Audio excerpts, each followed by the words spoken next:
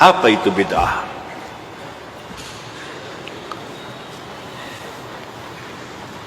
Bismillah.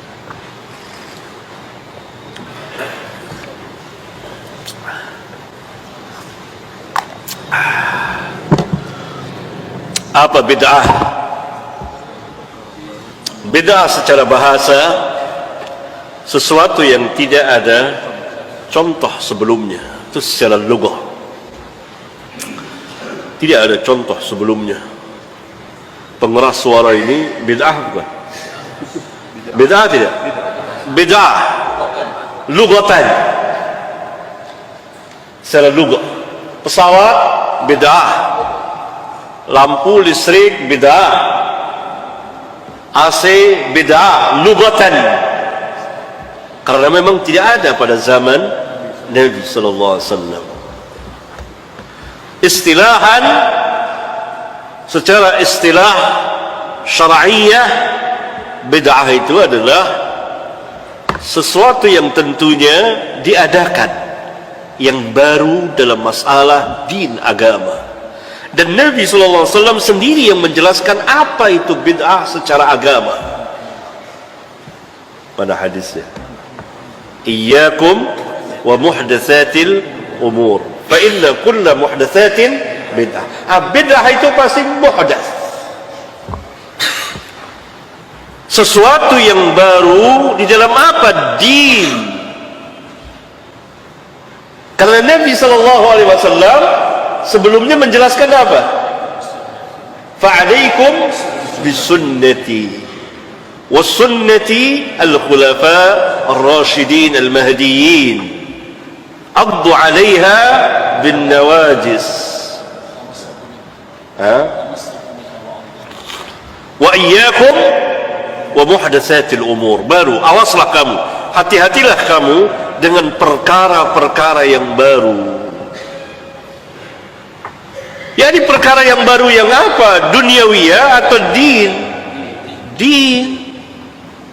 Karena sebelumnya Nabi SAW memerintahkan berpegang dengan sunnah. Ini sunnah din. Sunnah inilah yang dipegang oleh al-khulafa ar-rasyidin al-mahdiyyin. Yani ijma' mereka, bukan orang per orang di antara mereka. Ijma' mereka.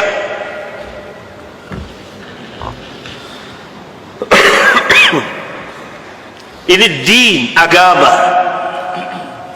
Maka ketika Nabi sallallahu alaihi wasallam bersabda, wa iyyakum wa muhdatsatil umur, tentu muhdats dalam din. Maka sangat keliru sekali. Sebagian manusia mengatakan yang kalau diterangkan ini bid'ah, maka semua bid'ah, mobil juga bid'ah, maka hendaklah antum naik ontak saja. Ini kejahilan yang termasuk kejahilan tingkat tinggi. Tidak mengerti apa itu bid'ah lughatan dan istilahan, dan apa yang dimaksud dengan bid'ah oleh Nabi yang mulia alaihi salam. Perkara yang baru yang tentu saja berdasarkan hadis ini, dan Nabi SAW sendiri yang menjelaskan ta'rif bid'ah itu, maka dapat kita urut. Pertama, dia sesuatu yang diadakan di dalam din agama, bukan duniawiyah. Din agama dibuat, diciptakan oleh manusia di dalam agama, yang maknanya dalam agama apa? Mengatasnamakan agama. Ya, dimasukkan ke dalam agama, mengatasnamakan din agama.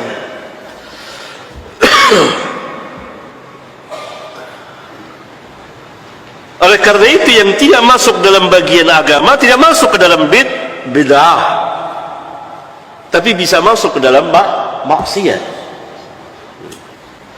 Zina bid'ah atau maksiat? Maksiat.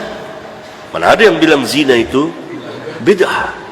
Tapi kalau zina itu sudah dimasukkan ke dalam bagian agama, maka selain dia maksiat, dia juga bid'ah. Contohnya apa?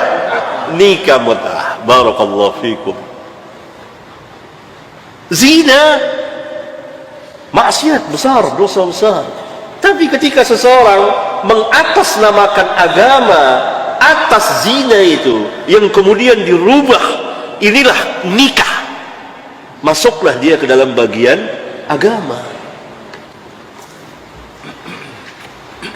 Musik, maksiat tidak? Maksiat. Bid'ah bukan musik? Maksiat.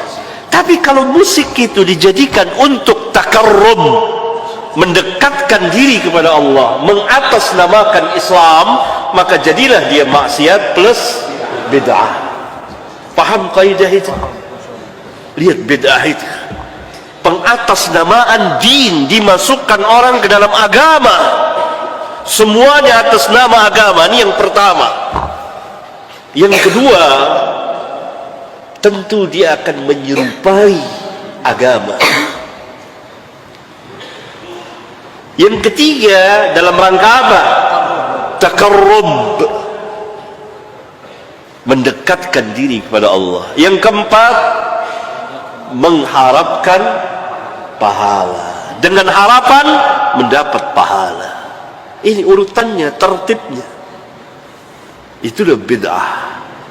Karena itu pada hakikatnya bid'ah dan ahli bid'ah mengistidrak, memberikan catatan kaki terhadap Rabbul Alamin. Rabbul Alamin mengatakan, al-yawma akmaltu lakum dinakum. Syari' Rasulullah SAW mengatakan bahwa beliau telah menjelaskan segala sesuatunya dan seterusnya. Lalu bid'ah dan ahlinya, ahli bid'ah ini memberikan catatan kaki. Ada ini yang belum sempurna, ada 1, 2, 3, 4, 5. Istidrak terhadap Rabbul Alamin. Karena itu alangkah besarnya bid'ah dan ahli bid'ah itu.